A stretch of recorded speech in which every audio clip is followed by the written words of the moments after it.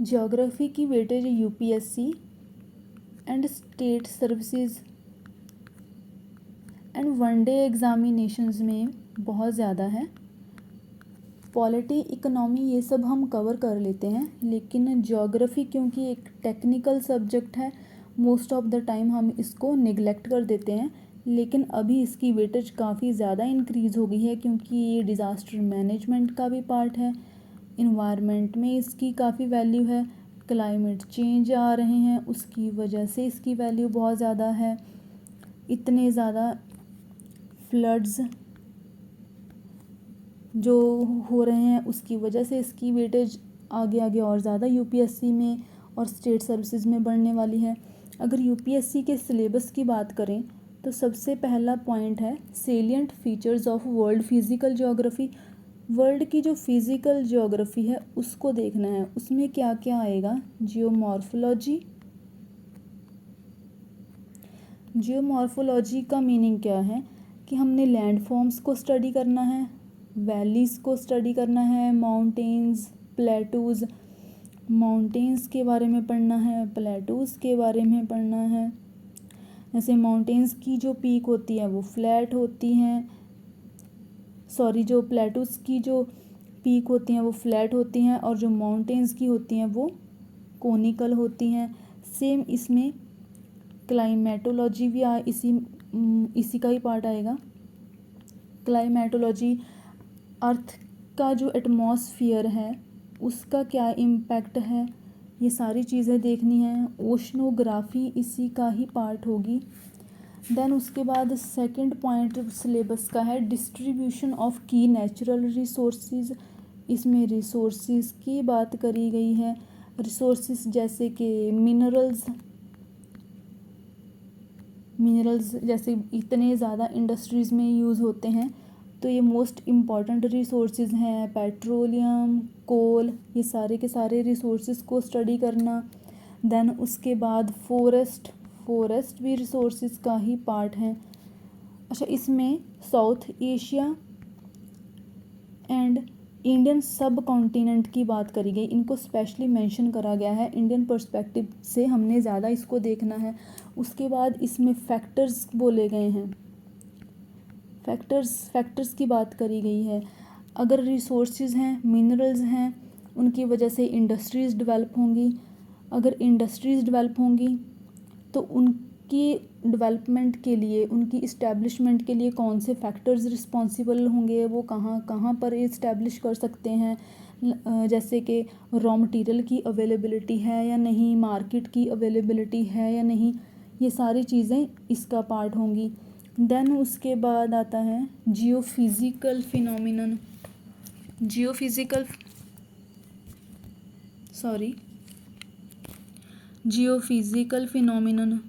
जियोफिज़िकल phenomena में हम देखें जैसे कि अर्थक्वेक्स, सुनामी, वॉल्केनिक एक्टिविटीज़, ये सारी जियोफिज़िकल फिनोमिनन का पार्ट होगी। इसमें फ्लोरा एंड फौना की भी बात करी गई है।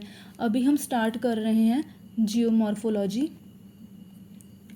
एनसीईआरटी के कुछ कॉन्सेप्ट्स मैंने लिए हैं। सबसे पहले एक सीक्वेंस में चलेंगे हम, जैसे कि पहले यूनिवर्स की फॉर्मेशन, अर्थ की फॉर्मेशन, उससे रिलेटेड थ्योरीज़ क्या हैं। उसके बाद हम एनसीईआरटी का फर्स्ट चैप्टर लास्ट में देखेंगे क्योंकि उसमें बेसिक सी डेफिनेशंस ही दी हुई हैं। एक सीक्वेंस में चलेंगे। सबसे पहले हम देखेंगे जो अर्ली थ्योरीज़ propound करी गई थी अर्थ की फॉर्मेशन के रिगार्डिंग।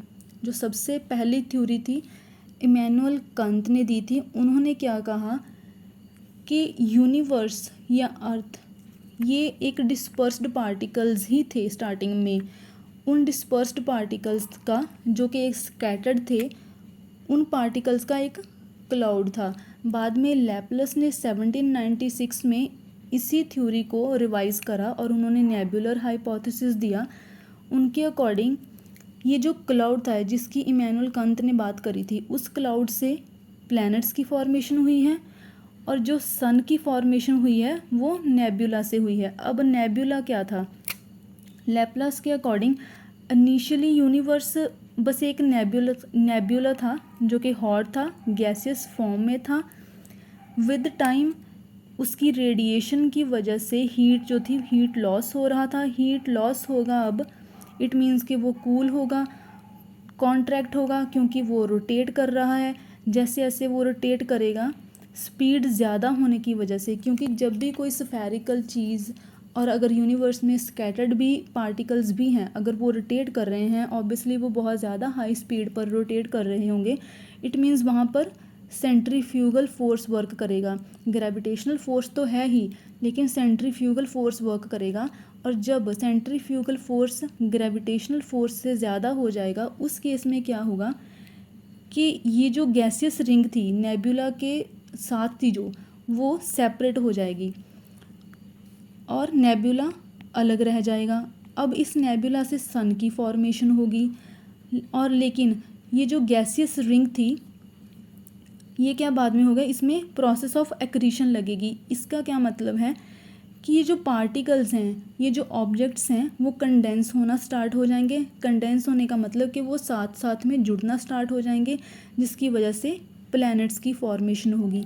ये थ्योरी दी थी नेबुलर हाइपोथेसिस की लैपलेस ने। उसके बाद प्लैनेट सिंबल हाइपोथेसिस आता है चैम्बरलेन एंड मोल्टन ने जो दिया। उनके अकॉर्डिंग क्या था कि यूनिवर्स में एक वेंडरिंग स्टार है कोई, वो वेंडरिंग स्टार सन को अप्रोच कर रहा है। उनके अकॉर्डिंग सन जो है वो ऑलरेडी एग्जिस्ट कर रहा है, ठीक है, वो सन ऑलरेडी एग्जिस्ट कर रहा है।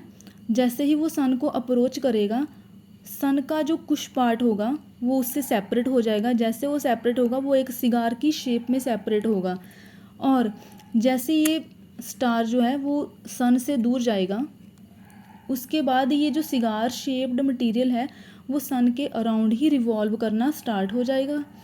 और उसकी रेवोल्यूशन की वजह से बाद में प्रोसेस ऑफ एक्रीशन हमें पता है, वो पार्टिकल्स कंडेंस करेंगे और उसके बाद प्लैनेट्स की फॉर्मेशन होगी।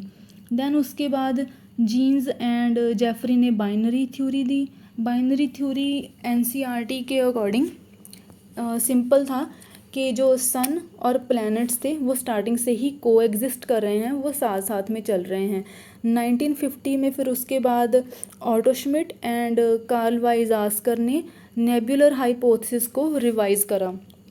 उन्होंने क्या बोला, जो सन है सेंटर पे वो सराउंडेड है बाय सोलर नेबुला से। ओके, पहले जो हमने नेबुलर हाइपोथेसिस देखा था उसमें क्या था, नेबुला के अराउंड गैसियस रिंग थी, लेकिन इन्होंने क्या बोला कि सन के अराउंड सोलर नेबुला है।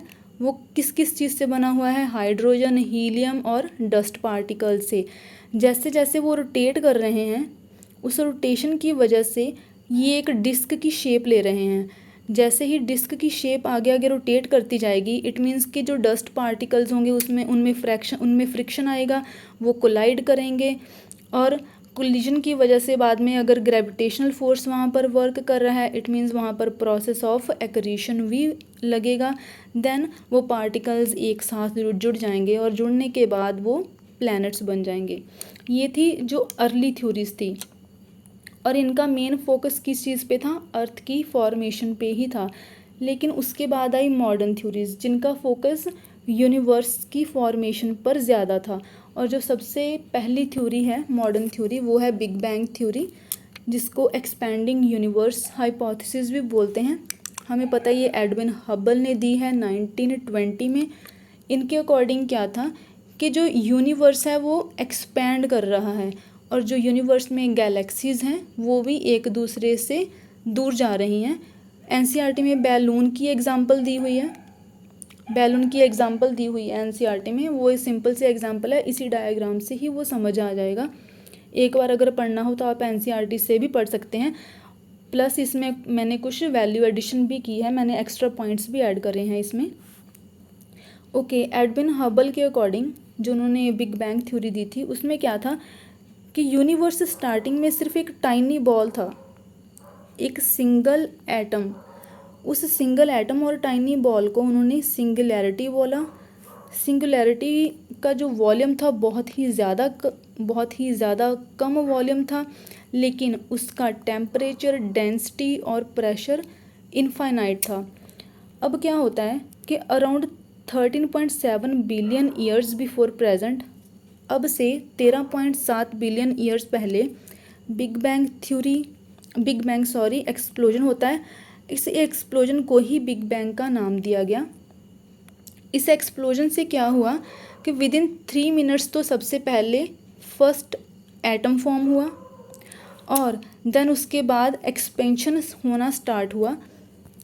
एक्सपेंशन के साथ साथ क्या हुआ था, जैसे ही वो एक्सप्लोड हुआ, जो एनर्जी थी, जैसे कोई चीज़, किसी की भी चीज़ का ब्लास्ट होगा उससे एनर्जी रिलीज़ होगी, हमें ये चीज़ पता है।